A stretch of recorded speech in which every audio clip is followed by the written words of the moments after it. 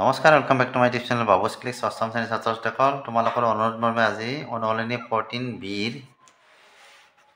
এই যে সূত্ৰ সহায়ত উৎপাদকত প্ৰকাশ কৰা 2 নম্বৰত আছে, ইয়াৰে 1 আৰু 2টো দিবলৈ ওলাইছো। ভিডিঅ'টো সম্পূৰ্ণকৈ মনোযোগেৰে চাবা। তো আজিৰ ভিডিঅ'টো আমি আৰম্ভ কৰোঁ।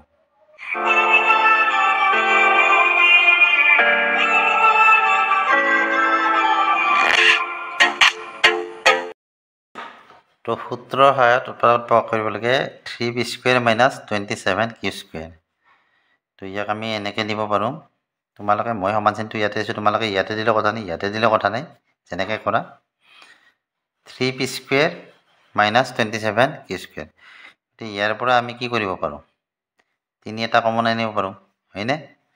3 এটা কমন আনিলে কি হ'ব, ইয়াত কি থাকিব, 3টো গুচি গ'ল, কি থাকিল p² মাইনাছ ইয়াৰ পৰা 3টো লৈ আহিলে কি থাকিব, 3 × 27, গতিকে 9q²। তো 3টো ইয়াতে থাকিল, p² - 9q²। ইয়াক এনেকৈ লিখিব পাৰা, এইটা এনেকৈ দিয়া p² - 9q, আমি ইয়াক এনেকৈ দিব পাৰোঁ 30q²। তো কি হ'ল, 3 × 3 = 9 q²। এইটোৱে হ'ল, আমি খালি এইখিনি ভাঙি দিছোঁ 3। এইটো কি হ'ল, আমাৰ যে সূত্র এটা আছিলে a² - b² = কি a + b whole into a - b। তো ইয়াত এইটো সূত্ৰত পৰিলে, গতিকে এইখিনি আছে, আমি এইখিনিত নিব লাগে, অৰ্থাৎ এইটো a, এইটো b, গতিকে a² - b², গতিকে a + b whole into a - b। a মানে কি p প্লাছ b মানে 30q, p + 30q whole into p - 30q। গতিকে ইয়াৰ উৎপাদক হ'ল এনেকুৱা, এনেকৈ আমি সূত্ৰ সহায়ত উৎপাদকত প্ৰকাশ কৰিব পাৰোঁ। তো 2 নম্বৰটো দিয়া আছে 4 - 4x + a² - y²। এইখিনিক আমি কি কৰিব পাৰোঁ, অলপ সজাই লিখিব পাৰোঁ এনেকৈ।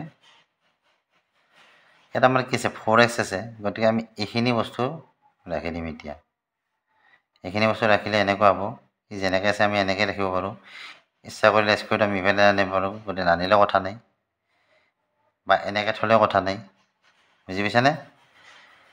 এতিয়া ইয়াক যদি আমি এনেকৈ দিওঁ 2² হ'ল, মাইনাছ এইটো কি 4x আছে, 4xটো আমি পাছত লিখিম, আমি x আছে ইয়াত এনেকৈ বহাই দিলোঁ, চাবা x²। এতিয়া আমাৰ এটা সূত্ৰ আছিলে এনেকুৱা a - b হোল স্কুৱেৰ = কি আছিলে আমাৰ a² - 2ab + b²। গম পাইছানে? এতিয়া আমি কি কৰিম, এই পেটাৰ্ণটোত নিম এইখিনি বস্তু, গতিকে এইটো a² হ'ল, এইটো b² হ'ল, আৰু কি লাগে মাজত 2ab। 2ab কাৰণে সূত্ৰত 2টো আহি গ'ল। a মানে কি 2, b মানে কি x, 2 × 4 = 4x হ'লনে? আৰু এইপিনে কি আছে, -y² আছে, -y²টো ইয়াত বহাই দিয়া। তো এইখিনি সমান আমি কি লিখিব পাৰোঁ, a - b হোল স্কুৱেৰ। ইয়াত a মানে হ'ল 2, b মানে হ'ল x, গতিকে 2 - x হোল স্কুৱেৰ -y²। এতিয়া এইখিনি আকৌ এইটো সূত্ৰত পৰিলে, আমাৰ আগৰটো যে আমি লিখিছিলোঁ a² - b² কি আছিলে a + b whole into a - b। আমি এইখিনি যদি a বুলি ধৰা, এইখিনি যদি b বুলি ধৰা, তেতিয়াহ'লে কি হ'ব, a² - b² হ'ল। আমি তাৰে সলনি কি লিখিব পাৰোঁ, a + b whole into a - b। গতিকে ইয়াত a মানে হ'ল 2 - x প্লাছ কি b মানে হ'ল y, তাৰপিছত a - b, a মানে হ'ল 2 - x আৰু b মানে হ'ল y -y। তো কি হ'ল 2 - x + y, 2 - x - y।